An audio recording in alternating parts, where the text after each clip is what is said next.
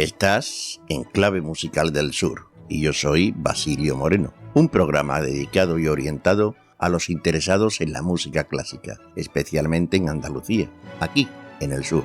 Pretendemos compartir un espacio radiofónico de información sobre música clásica. Hablaremos de conciertos realizados y por realizar, escenarios, lugares, músicos, cantantes y todo lo relacionado con la música clásica. Entrevistas a personalidades, compositores, intérpretes y aquella persona que nos permita ofrecer su lado musical y humano. Te ofrecemos la agenda semanal de conciertos en Andalucía con la mayor información posible sobre ellos. Contamos con un equipo de colaboradores en Clave Musical del Sur, aquí en Onda Local de Andalucía, dedicado a los amantes de la música clásica.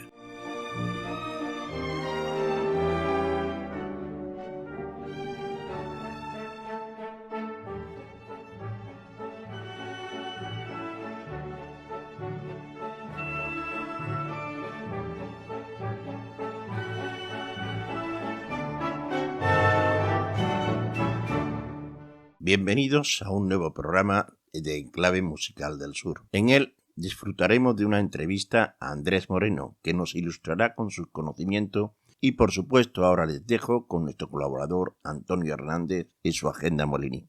Hola Antonio, ¿qué nos trae? Hola Basilio oyentes, tenemos muy poco tiempo así que vamos directos al grano. Una semana muy intensa con 83 citas en total. Vuelve la Orquesta Barroca al Turina con el Rey de Polonia, con la mezzo Dorota Sepanska y Martina Patuska al violín y dirección, ya conocida por los aficionados. Programa extraordinario con obras de Telemann, Caldara, Händel y otros. Tras llenar toda la temporada, para este aún quedan entradas. También tenemos la tradicional cita con la Orquesta Joven de Andalucía en el Maestranza. También en el Maestranza la Real Orquesta Sinfónica con el concierto andaluz para cuatro guitarras de Rodrigo y la segunda sinfonía de Rachmaninoff. En el Turina, dentro del ciclo Cámara del Arroz, tenemos los cuartetos con oboe, raíces españolas, con obras contemporáneas. Tenemos también un recital del pianista Óscar Martín en el Turina con obras de Bach, Mozart, Schumann y Rachmaninoff. Tenemos lírica diferentes citas. En primer lugar, en Cajasol, Soraya Mensit, con un programa titulado Sevilla y la zarzuela. La soprano estará acompañada por el pianista Jesús de Sancha. Tenemos ópera en artillería, La estrella de Sevilla, de Michel Balfe. Es una selección de esta ópera en versión de concierto, selección abreviada de aproximadamente una hora de duración, y 2 horas antes habrá una conferencia sobre la misma. Y también dentro de la lírica, citar que tenemos ópera en cine con Aida y El Barbero de Sevilla por la compañía Sevilla Opera Night en el Hospital de la Caridad. Más citas, tenemos órgano en Salteras, el coro de la UPO en el Cristóbal de Morales con un programa precioso sobre Palestrina y la Europa de su tiempo. Tenemos el clásico concierto mensual de órgano en la Santa Escuela de Cristo. Tenemos también la cita con el San Telmo Abierto de la Fundación Brembo y Said. Tenemos una cita muy importante de danza en el Teatro de la Maestranza, un programa titulado Noche en Morricone, muy interesante. Tenemos la Big Band del Manuel Castillo, del Conservatorio Manuel Castillo en el Turina, flamenco en Maestranza, artillería, etcétera. También tenemos a los Escarabajos en la banda tributo a los Beatles en la sala Lone Rock y otras muchas más citas. Disfrutad de la música en directo como siempre. Nos vemos la semana que viene. Muchas gracias. Hoy tenemos un invitado especial aquí en nuestro programa de Enclave Musical del Sur, en Onda Local de Andalucía, y es Andrés Moreno Mengíbar, que aunque tengamos el mismo apellido, somos de distintas ramas. Él de la parte inteligente y gestora, y yo soy de la parte más de la radio y comunicativa, aunque también coincidimos los dos, él con su pluma, hablando de música, y yo con este modesto programa intentando transmitir un poco de música a nuestros oyentes. Es un placer tenerte con nosotros y bienvenido Andrés Moreno Mengíbar. Buenos días, muchísimas gracias por contar conmigo y gracias de nuevo. Bueno, para aquel que sea capaz de no conocer, él es nacido en Sevilla, crítico musical, doctor en historia y profesor de enseñanza secundaria. En relación con la ópera, realizó su tesis doctoral sobre la historia de la ópera en Sevilla. Es autor de Sevilla y la ópera en el siglo XVIII, editada por Alpuerto en el año 95, La ópera en Sevilla en el siglo XIX, de la Universidad de Sevilla en el año 1998, y La ópera en Sevilla entre 1732 y 1992, editada por el Ayuntamiento de Sevilla en el año 92, supongo que con motivo de la Exposición Iberoamericana. Y por último, tiene un libro más, 100 óperas de Sevilla, del Consorcio de Turismo en el año 2010, en colaboración con Ramón Manuel Serrera. Es escritor musical del Diario de Sevilla y colabora habitualmente en la revista Melómano. Forma parte del jurado de los premios líricos del Teatro Campo Amor de Oviedo. Todo un lujo tener con nosotros a Andrés Moreno. Bueno, Andrés, hemos visto que eres una persona concienzuda en la investigación, en el desarrollo, en la historia y principalmente con la ópera y con la música. Pero ahí ¿tocas algún instrumento? ¿Cómo te viene este lado musical en tu vida? No, yo no toco más allá del teclado del ordenador, es lo único que se parece a algún instrumento que toque. Mi formación no es una formación musical académica, pero desde muy joven a mí me gustó mucho la música clásica, escuchar los discos en mi casa y luego descubrí radio clásica hace ya más de 50 años, y yo todas las noches me la pasaba escuchando los programas de radio clásica, donde se aprendía muchísimo. En la época en que radio clásica, además de poner mucha buena música, tenían muy buenos locutores y muy buenos especialistas. Y yo luego estudié historia porque me fascinaba la historia, y llegó un momento al final de la carrera que se me presentó una dicotomía, una opción que tenía que quería dedicarme a la investigación, y la manera de intentar conjugar mi afición por la música y mi pasión por la historia fue cuando descubrí una serie de documentos en el archivo municipal, pues analizar la historia de la ópera en la ciudad desde el punto de vista sociológico y estético, no desde el punto de vista puramente musicológico, que no es mi formación, y por ahí derivé. Lo cual no quiere decir que me dedicara durante el camino, durante estos años, estoy hablando desde el año 84 que acabé la carrera de Geografía e Historia aquí en Sevilla, que no me dedicara a otras tareas que también me interesaban, a otras líneas de investigación que me interesaban, como la historia de la sexualidad y la prostitución, que con un profesor de la Universidad de Cádiz hemos dedicado muchos años a su investigación y a su edición, y con todo lo cual es un libro en 2 volúmenes que publicó la Universidad de Sevilla sobre la historia de la prostitución en Sevilla, toda una base documental muy amplia. También hemos escrito la historia de la prostitución en Andalucía, y luego un libro que nos llevó bastantes años, quizás del que más orgulloso me siento por la exhaustividad de la investigación que hicimos, se llama Sexo y Razón, genealogía de la moral sexual en España desde el siglo XVI al XX. Lo publicó la editorial ACAL en el año 98 o 99, creo recordar. Y otras cuestiones de historia económica con las que empecé, pero ha llegado un momento en que ya desde hace más de 25 años estoy dedicado al 100% al tema de la ópera, de la música, tanto en la prensa, como has dicho, con mis colaboraciones como crítico musical, Diario de Sevilla, en la revista Scherzo, en Bermeser, y también a seguir indagando sobre la historia del espectáculo teatral en Sevilla, no solamente la ópera, del cual, por cierto, tengo que decirte que ese libro de 100 óperas de Sevilla luego hicimos una reedición 4 años más tarde, Ramón María Serrera y yo, donde fuimos ampliando el espectro y ya se llamaba el libro Sevilla, ciudad de 150 óperas. 150 óperas. 150, pero es que de entonces acá yo sigo poniendo al día el catálogo, porque esto es complicado de ir localizando todas las óperas que tengan alguna relación con la ciudad, porque a veces los títulos no te dan la clave y hay que indagar mucho, y gracias a internet se hace más fácil, indagar mucho en las bibliotecas, en los archivos, y ahora mismo tengo documentadas 190, la última la puse al día hace 3 días, 190 óperas que tienen que ver con la ciudad, lo cual la convierte en la ciudad con más relación con la ópera de todo el mundo. Y esa relación puede ser lo mismo que aparece como escenario de la ópera, que se menciona a través de los textos de la ópera, o porque es producida aquí en Sevilla. ¿Cómo la vinculáis? Esas 190 óperas que están vinculadas con la ciudad de Sevilla, ¿en qué términos se vinculan? La vinculación es por varios caminos. Primero, porque se desarrollan en la ciudad. Por ejemplo, la María Padilla, que va a ver dentro de un par de meses aquí en el Teatro de la Maestranza, se desarrolla parte en Sevilla, en el Alcázar. O como, por ejemplo, la Boda de Fígaro, el Barbero de Sevilla, todas esas son, evidentemente se desarrollan en la ciudad.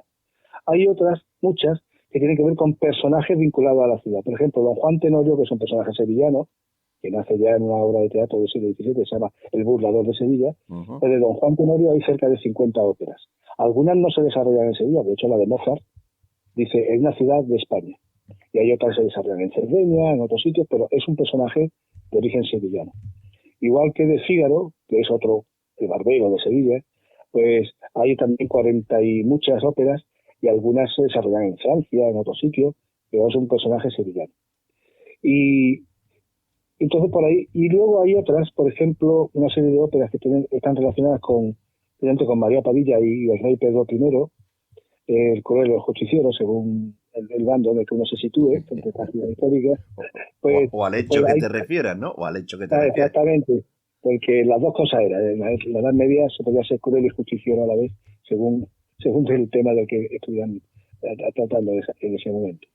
Entonces, de esa relación María Padilla, Pedro el Cruel o el Justiciero, hay cerca de 30 óperas. Algunas aparentemente no tienen nada que ver. Uno lee una ópera que dice Si face re di Numidia, rey de Numidia. Pero resulta que es el mismo libreto de una ópera anterior que sí habla de Pedro y María Padilla, y lo que han hecho es cambiarle los nombres. Para evitar los plagios y los derechos, que cambian los nombres y la situación, pero el libreto sigue siendo el mismo y el argumento es el mismo. La relación del rey con su amante, la relación con la reina oficial y cosas así. Entonces, hay que ir, por eso ya te digo que hay que ir y dar muy fino, y dando muy fino, porque uno ve en un archivo, en una página de internet, si face re de Numidia o la fuerza la fuerza de la virtud, y lo que tendrá que ver con ella. Te tienes que buscar el libreto, leértelo, ver de lo que dice, y ya, claro, este es Pedro Cruel, o este es otra versión de Don Giovanni, o otro Fígaro diferente, y por ahí ya llevamos cerca de 15 años, entre Ramón Serrera y yo, poniendo al día ese catálogo para cuando haya una posibilidad de hacer una tercera edición del libro, pues publicarlo y ver que a este paso llegaremos a los 200 pronto. Bueno, en esas 190 que hemos mencionado, ¿está ya incluida La Susona, la última ópera que trata de Sevilla?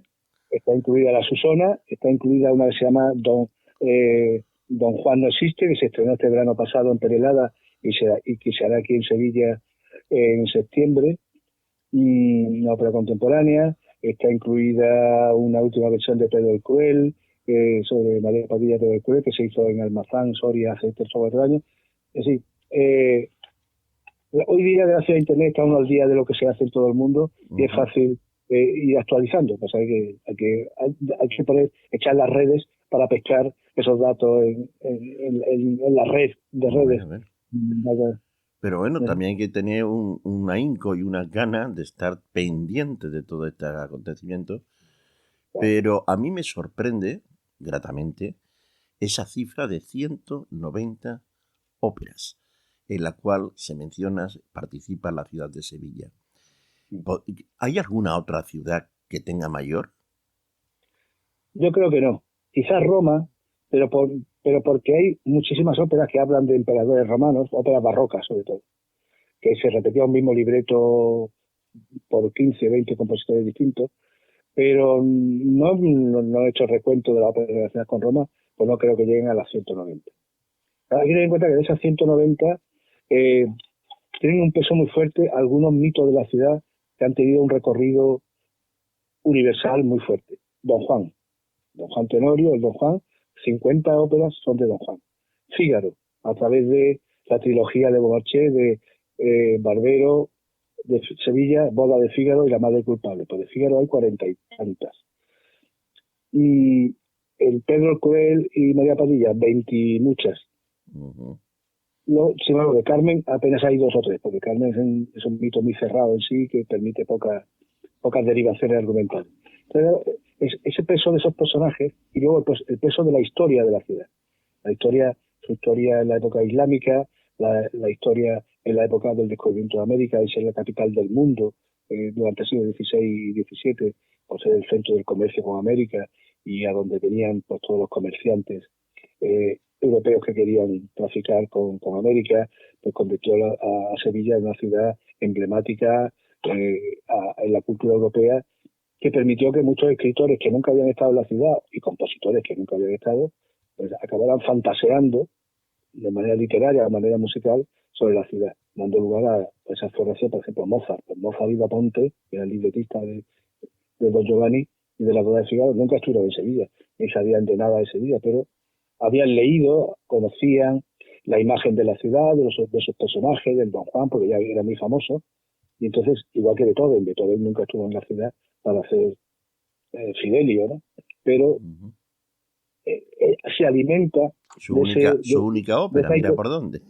Exactamente, sí. Se alimenta de esa iconografía simbólica que Sevilla ha ido tejiendo desde el siglo XVI hasta el siglo XIX, sobre todo cuando el siglo XIX se convierte en una ciudad icónica para la imaginería romántica de la ciudad antigua, con un pasado islámico, que tiene el Alcázar, pero que también tiene la Inquisición y que tiene el comercio con América.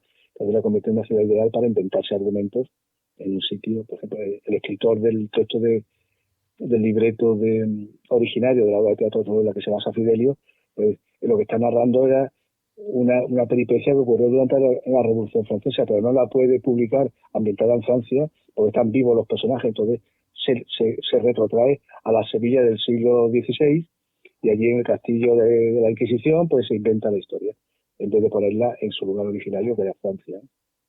Ya, era más fácil así asumirlo Claro. y más universal. Sí. Pues ya que hablamos de libro, me gustaría también otro libro que aporta una gran información de la ópera, como es Manuel García y la tonadilla de la escena de la ópera española. ¿Qué nos podéis contar de este libro, que va por segunda edición también?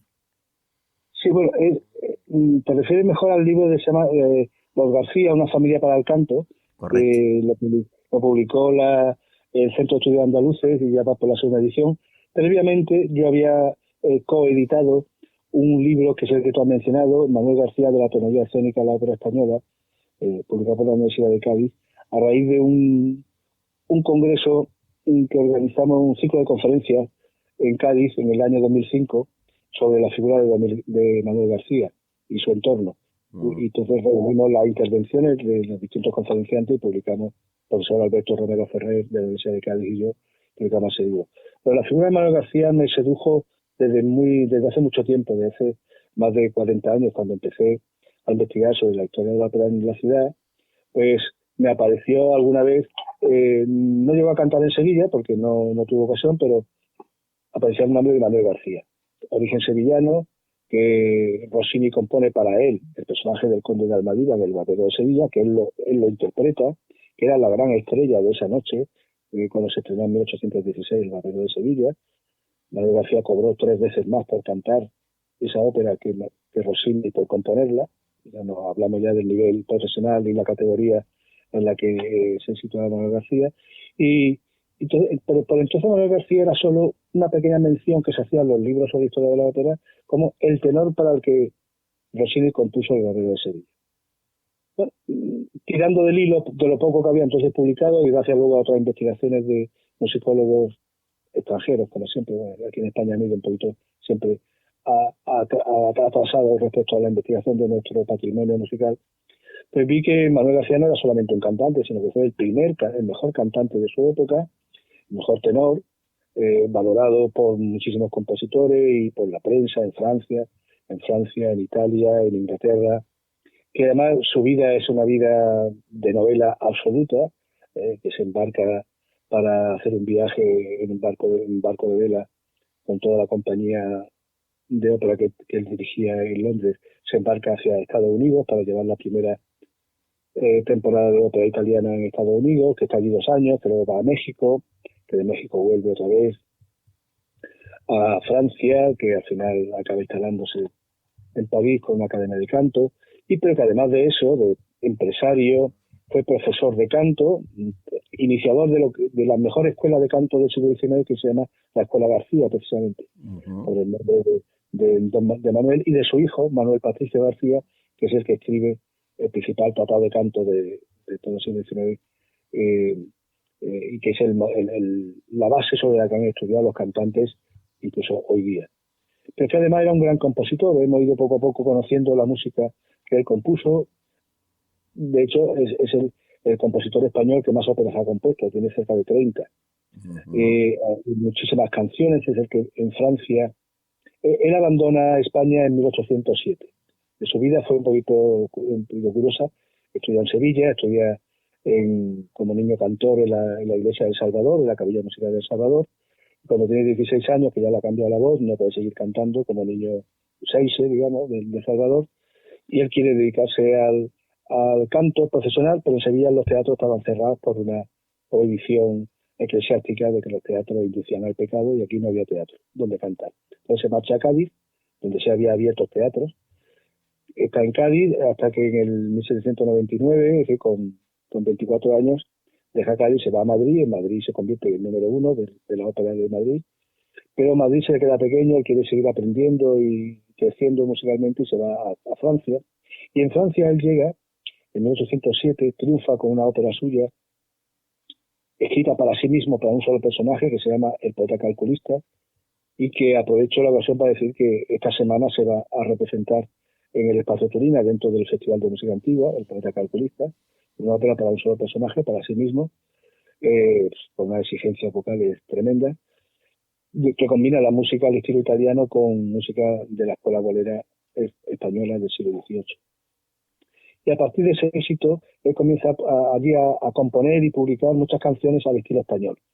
Boleros, polos, seguidillas, tiranas, y bueno, tiene una aceptación en el mercado editorial y en el mercado parisino, que es el primero que pone de moda la música española en la Europa prerromántica. Luego vendrán otros compositores españoles exiliados por temas políticos, a partir de 1820-30, que conseguirán vivir en Francia y en Londres componiendo este tipo de música, ¿no? de origen español, que entonces tenía un éxito enorme. Entonces, García es el primero que planta la semilla del españolismo musical en Francia. Entonces compone muchas canciones, aparte de sus óperas, tiene óperas en español, en italiano y en francés. Y poco a poco, con la ayuda y colaboración de músicos, de musicólogos, de directores, programadores de teatros, pues vamos poco a poco sacando a la luz estas composiciones de Manuel García. Pues hace 3 días lo hemos escuchado hablar de sus canciones cantadas por Ismael Jordi en el Teatro de la Maestranza, pero hace un mes pudimos escuchar y Tres Gobbi, una de sus óperas de cámara, también en el Teatro de la Maestranza. Este año, como se cumplen los 250 años del nacimiento de Manuel García, que nació en la calle Galera, en el barrio del Arenal. Entonces, por fin Sevilla está acogiendo la música de Manuel García como parte de su patrimonio. En septiembre habrá también otra ópera de Manuel García. En el FEMAS, en el Festival de Música Antigua, casi al final, ya en abril, se va a interpretar una de sus misas para coro y órgano. En fin, pero además García, y perdona que me extienda, no, en absoluto, me parece muy interesante lo que nos cuenta. Personaje que me fascina, Manuel García, que realmente se llama Manuel Vicente del Pópulo Rodríguez Aguilar. Del Pópulo por el barrio también, ¿no? Claro, el convento del Pópulo, que es donde estaba el mercado del Arenal, aquello entonces era un edificio que se llama el convento del Pópulo, el convento agustino. Y él nace al lado, la calle Galera está al lado, y entonces le ponen del Pópulo, y su apellido era Rodríguez Aguilar. En un momento dado él se cambia el apellido, cuando se marcha a Cádiz, se hace llamar García, no sé muy bien por qué, para ocultar un poco su origen o lo que fuese. Y en el caso que García es el origen, no solo de la escuela de canto que te comentaba, sino el origen de toda una saga, de lo que yo he analizado en ese libro de Los García, una familia para el canto, una saga de al menos 4 generaciones de artistas dedicados al canto y a la enseñanza del canto y a la composición. Tres de sus hijos, Manuel Patricio, el autor del Tratado de Canto, el inventor del laringoscopio, por cierto, que inventa el aparato para ver funcionando las cuerdas vocales y poder, sobre ese conocimiento fisiológico, establecer un método de enseñanza del canto. Y sus dos hijas. Técnica, ¿no? Exactamente, claro, técnica. Hasta entonces no se conocía muy bien cómo funcionaba el aparato fonador. Se hacían disecciones anatómicas de cadáveres, pero en vivo, viendo cómo vibra, cómo se abren las cuerdas, cómo funcionan los cartílagos, la musculación, etcétera. Eso, hasta que no se inventa el laringoscopio, pues era imposible de saber, ¿no? Y luego dos de sus hijas, las hijas que tiene con su segunda esposa, fueron famosísimas en su época como cantantes, las divas absolutas. María García, más conocida como María Maribrán, y su hija Paulina García, más conocida como Pauline Viardot. Ya sabemos que en Francia las mujeres pierden su apellido cuando se casan y adoptan el apellido del marido. Bueno, María Maribrán fue la diosa absoluta del canto entre 1820, que empieza a cantar, hasta 1836, que fallece trágicamente de una consecuencia de una caída de caballo, muere con 28 años. Y su hermana pequeña, Pauline Viardot, pues también tuvo una larga vida, cerca de 90 años, como cantante, la musa de Berlioz, de Saint-Saëns, de Gounod, de Meyerbeer, el propio Wagner la admiraba y además fue una gran compositora, es la que hereda el gran talento compositor de su padre. Compone varias óperas de cámara, muchísimas canciones de una gran belleza, música de cámara instrumental. Es una compositora fascinante de la que también me he dedicado a investigar en los últimos años y he localizado partituras suyas que han servido luego para hacer unas grabaciones, de primeras grabaciones mundiales de las canciones en español de Pauline Viardot. Pero los hijos de Manuel Patricio, de María y de Pauline también se dedicaron a la música, y los nietos y los bisnietos, hasta llegar a la última generación de los García, las dos últimas que llevan el apellido, que son dos hermanas que viven en Canadá, Diana y Daphne. Con ellas se pierde el apellido García porque sus hijos adoptan el apellido del marido, del padre, y que además siguen dedicadas a la música. Una de ellas, a título aficionada, pero conserva gran parte del legado documental, fotográfico, y el laringoscopio originario de Manuel Patricio lo tiene Diana García allí en Canadá, y que estamos hablando de siglo y medio de una familia dedicada a cantar, a escribir sobre el canto, a componer y a enseñar el canto, dando vida a esa escuela García que sirve hoy día todavía para educar a los cantantes para cantar ese repertorio del cantista de la primera mitad del siglo XIX, cuya técnica se había perdido y que se recupera gracias al Tratado de Manuel García, pero a los escritos que escribieron, que publicaron Pauline Viardot, su hija Luisa Hit, los hijos de Manuel Patricio también, de una familia fascinante de origen sevillano, ninguno de los cuales volvió a Sevilla nunca. El propio Manuel García, cuando se marcha a los 16 años de Sevilla, no vuelve nunca, y de su familia nadie volvió por la ciudad. Pero ahí está. ¿Algún motivo especial, algún rechazo por parte de... o simplemente no dio las circunstancias? Primero, las familias ya todas nacen fuera, nacen en París, los hijos y los nietos ya en Alemania, en Londres y tal, con lo cual la vinculación con la ciudad no era tal. Sevilla tampoco era un teatro tan importante internacionalmente como para que hubieran venido a cantar Maribrán o Pauline Viardot. Viardot sí estuvo en Granada, en un viaje que hizo de unos 4 meses por España, solo cantó en Madrid y Granada, cantó en la Alhambra, pero no llegó a Sevilla.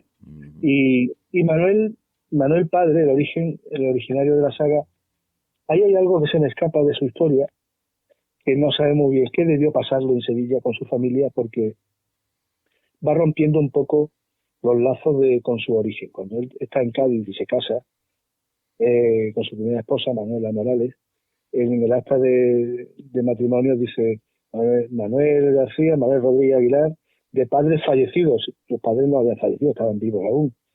Entonces se cambia el apellido allí en Cádiz para ocultar su origen. Luego en Madrid vuelve a mentir sobre su familia. Algo debió ocurrirle, claro, eso no queda documentación, no queda ningún resto documental ni bibliográfico, como para que él decidiera romper de manera absoluta con la ciudad, y a los 16 años, imagínate, a los 16 años te vas de tu ciudad, te vas a trabajar ya como cantante en una compañía de ópera en Cádiz.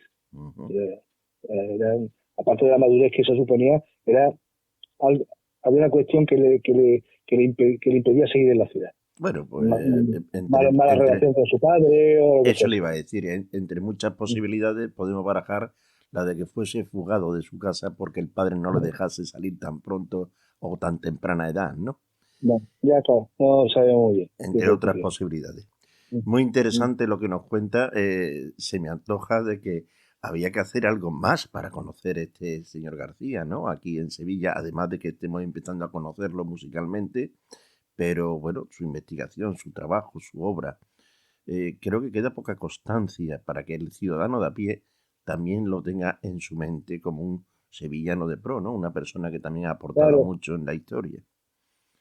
Primero habría él tiene una calle, pasa en una calle en el tiro de línea, hay una calle que se llama Honor Manuel García, puesta ya hace unos años, en el tiro de línea, como se decía antes, tú crees en el más allá y dices, claro, no voy a creer si vivo en el tiro de línea. Ya. Entonces, está muy lejos de un sitio donde no hay contexto. Donde él nació, en la calle Galera, al final de la calle Galera, ya casi esquina con la calle Almansa, pues ahí se podría poner una placa perfectamente, aquí nació el gran tenor, compositor y maestro de canto, Manuel Patricio, tal.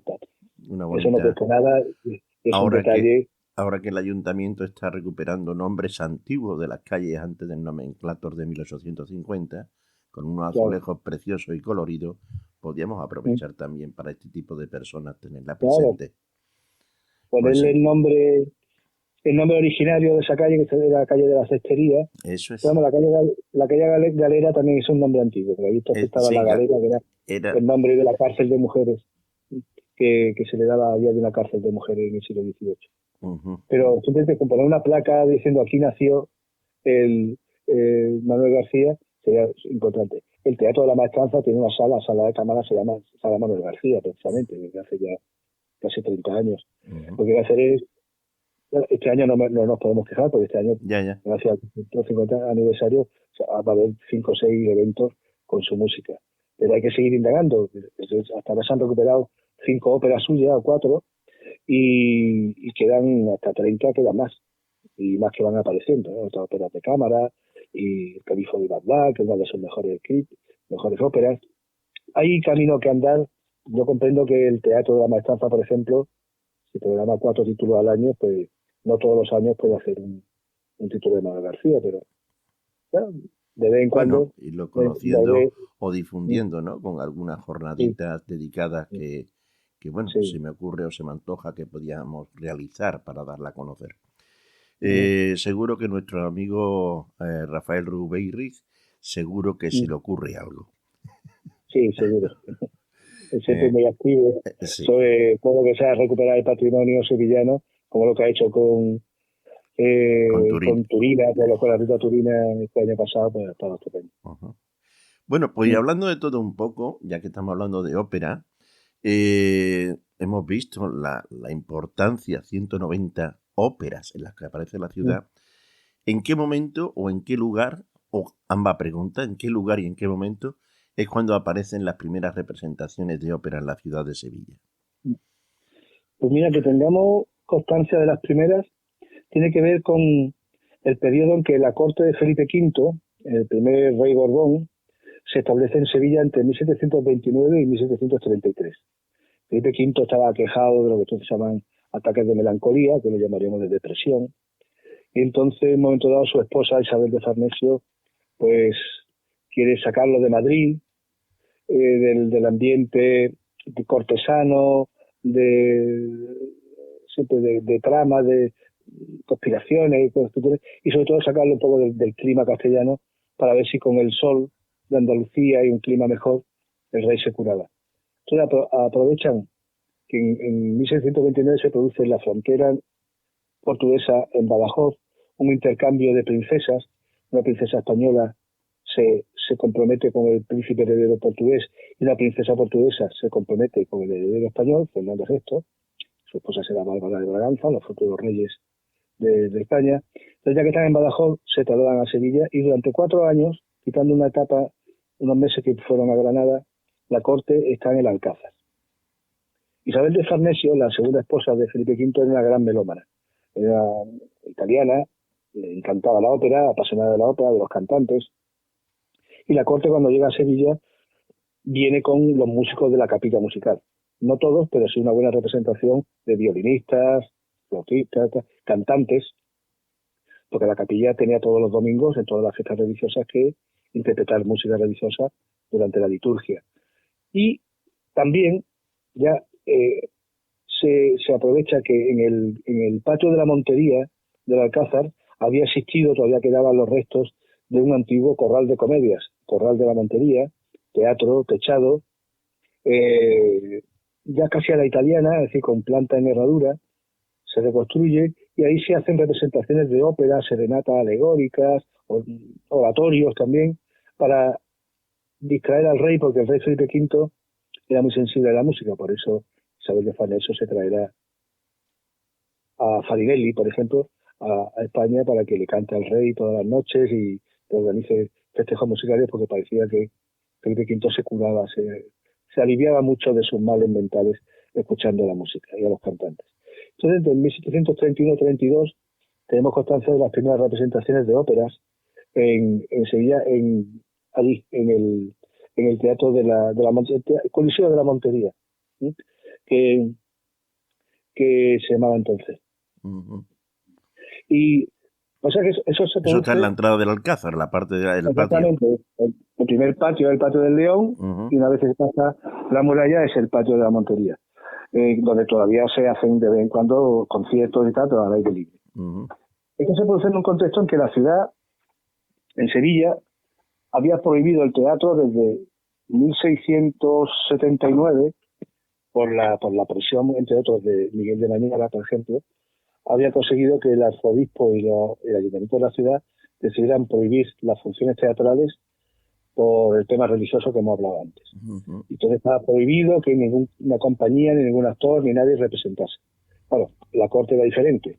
La corte no le podía decir que no. Pero una vez que la corte se marcha y vuelve a Madrid, aquí no vuelve a haber ya representaciones de ópera ni teatrales hasta años más tarde, hace casi 30 años después.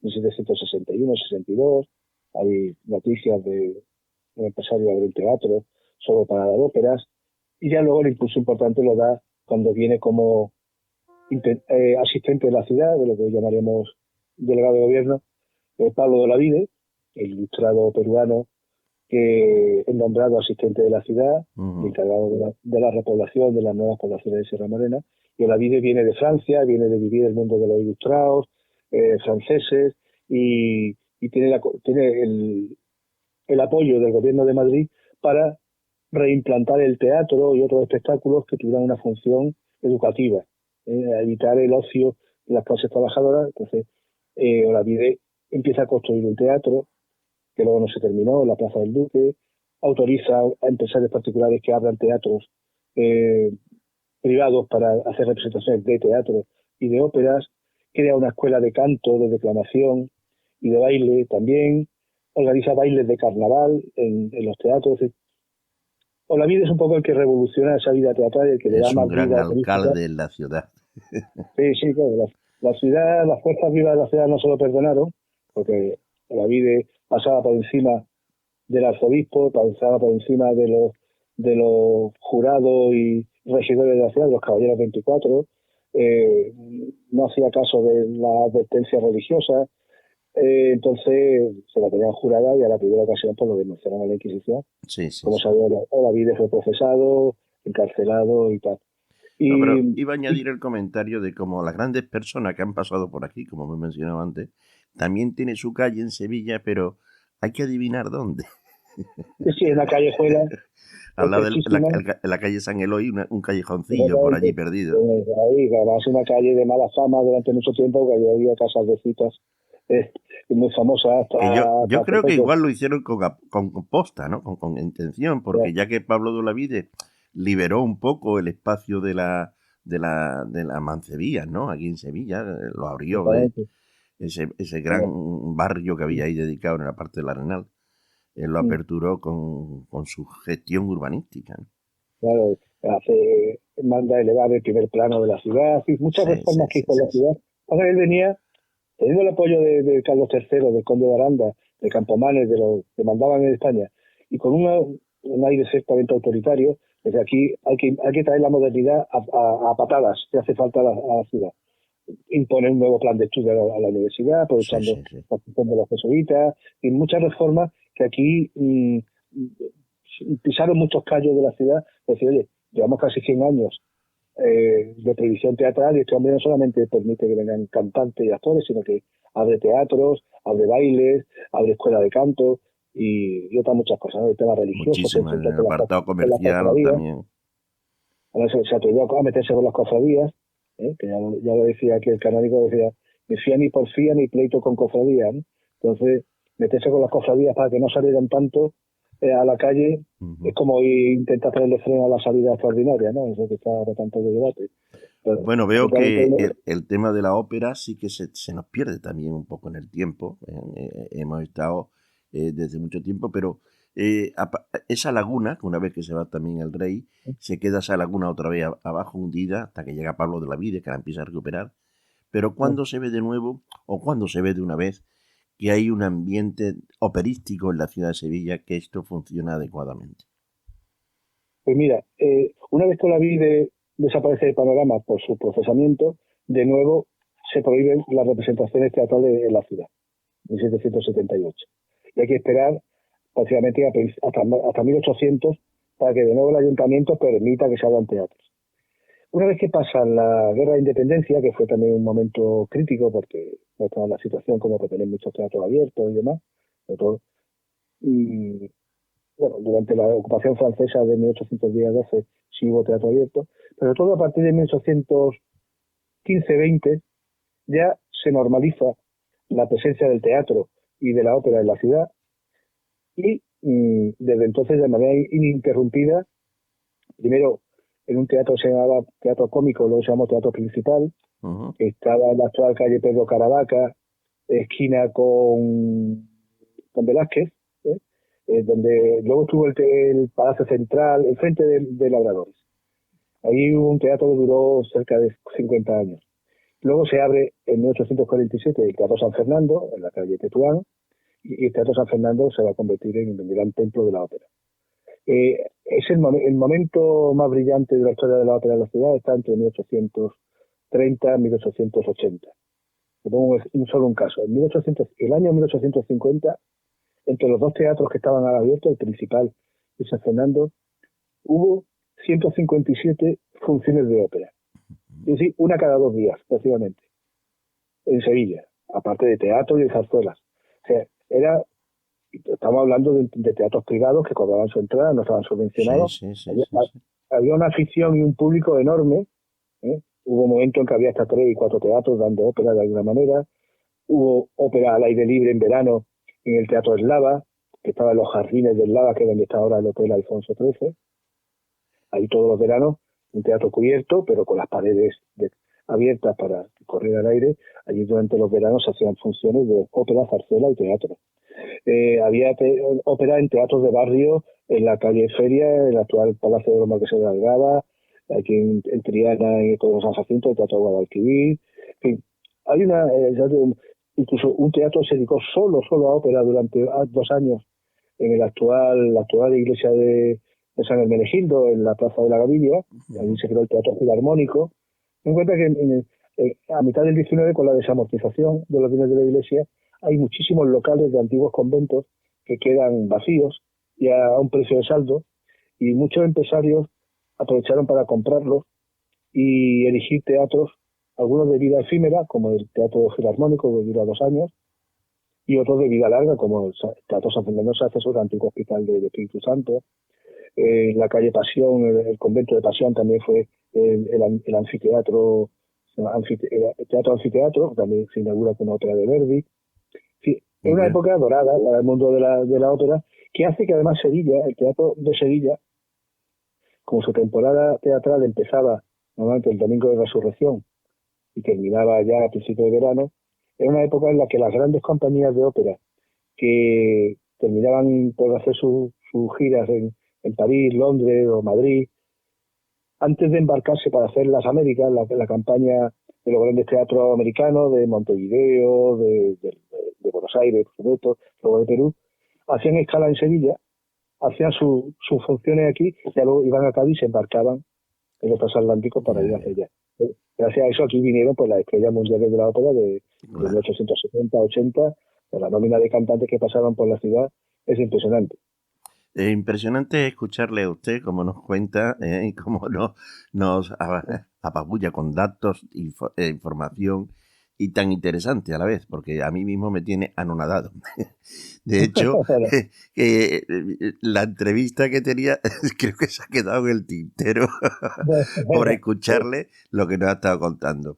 De agradecer además, yo creo que de agradecer porque es una historia desconocida. Ahí están los libros que me invito a mí mismo y a nuestros oyentes a que hagamos uso de ellos para conocer todo esto que tenemos ahí desconocido para muchos, ¿no?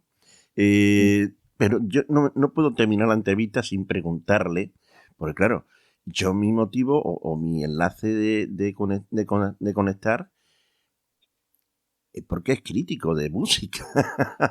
Bueno, Pero bueno, le vamos a dejar porque el tiempo se nos echa encima. ¿Cómo se hace crítico de la música? ¿Por qué?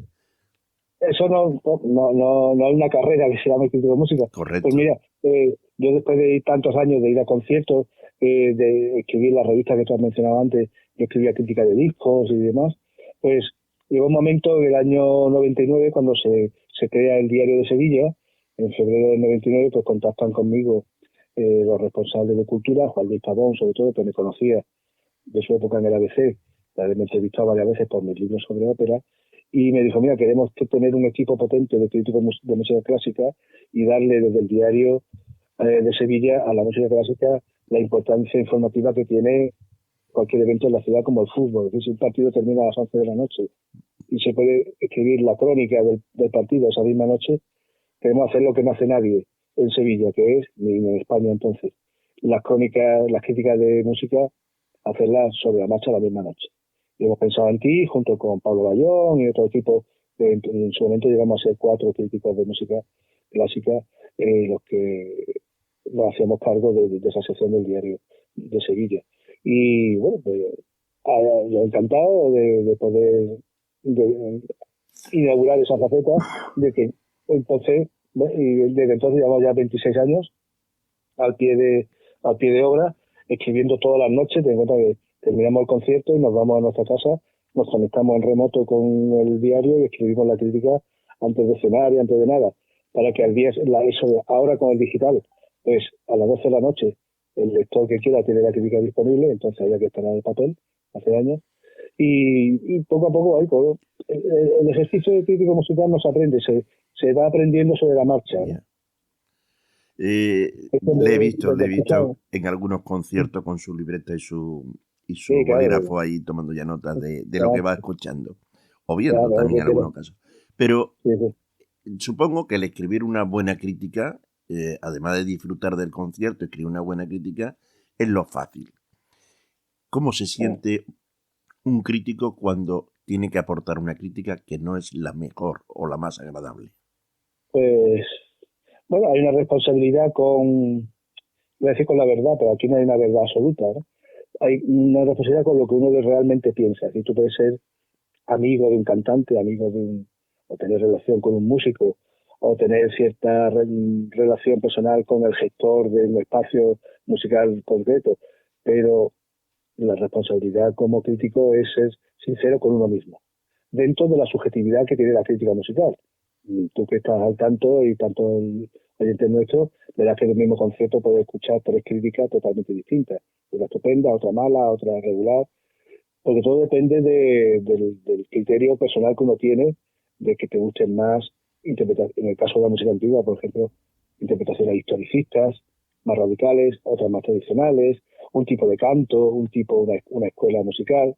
Hay un grado de subjetividad evidente, pero yo siempre he dicho que el crítico puede ser subjetivo, pero las opiniones que dé las tiene que fundamentar, las tiene que argumentar. Quiere decir, esto no me gusta cómo ha cantado estos fragmentos por esto, por esto, por esto. Porque esta nota aquí no está en sitio, no ha hecho una ligadura donde tenía que estar. Sin entrar en cuestiones técnicas, que la entiende poca gente, pero por lo menos decir por qué no. Decir, estuvo todo muy bonito es muy fácil. Eso lo dice cualquiera. Hay que decir, estuvo bonito porque esto es así, frente a otras escuelas que la hacen de esta manera, se hace de otra forma. Entonces, pero siempre, yo creo que partiendo del compromiso de la verdad con uno mismo. No disimular, no engañar, no mentir. Decir, bueno, voy a decir que está bien para quedar bien con fulanito o con menganito. Eso no lleva a ningún lado. ¿Qué es lo más importante para ser un buen crítico de música, que en este caso es el que nos ocupa, ¿no? El tener muy buen oído, el tener muy buenos conocimientos musicales, o cuál sería el apartado principal para que esa crítica, este crítico, mejor dicho, sí pueda percibir lo que tenga que percibir. Pues un poco de todo. Primero, muchísima afición por la música, escuchar muchísima música desde mucho tiempo para tener el oído formado, como ya digo, con las escuelas interpretativas, con la escuela de pianistas, la escuela de orquestales, de directores, tener conocimientos musicales, por lo menos los imprescindibles. Me cuenta que casi todos los críticos que escribimos en Sevilla, salvo uno, que yo sepa, que no está bien, ninguno es músico profesional. Porque tampoco va a analizar aquí, este si bemol quedó un cuarto de tono por debajo, no tiene sentido, porque primero no lo puedes demostrar, salvo que haya grabado el concierto, y digo, mira, ¿ves cómo esta nota está por debajo? Bueno, y también puede ser que el intérprete la haya variado porque lo presumía hacer así, ¿no? Pero si suena mal, que no bueno, vale. Pero que una crítica puramente técnica tiene sentido solo para los técnicos. Pero el público que lee una crítica, el 99% no son técnicos, no tienen conocimientos musicales. Entonces yo creo que dice, primero, intentar escribir bien, saber explicar las cosas que uno quiere decir, basándose siempre en la experiencia que uno tiene en mi caso de más de 50 años, de ir a conciertos, de escuchar, de viajar. Es importante viajar para escuchar cosas fuera de la ciudad, para no creernos que aquí lo que tenemos es lo mejor del mundo. Algunas cosas sí son buenas y otras hay que tener la perspectiva de la distancia, ¿no? Sevilla es una ciudad que te puede agotar mucho, como no salgas de ella, pero que de vez en cuando salir y escuchar y ver otros sitios viene bien para luego volver con la mirada más limpia, ¿eh? Pues Andrés Moreno Mengíbar, nos hemos comido el programa. Te agradezco muchísimo porque se nos ha ido en un verbo, como podríamos decir. Ha sido un placer escucharte y te invito a que podamos repetir en otras ocasiones para conocer más de tus libros. Prometo leer algunos de ellos y preguntarte sobre ese contenido, ¿no? Para que nos lo explique con esa capacidad que tienes. Pues perfecto, cuando quieras, por mí encantado.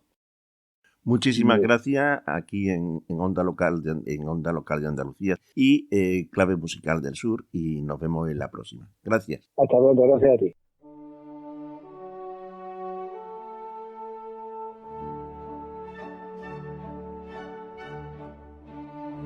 Para mí es una pena, pero aquí termina En Clave Musical del Sur. Les esperamos en el próximo programa para hablar de música y músicos. Gracias por su atención.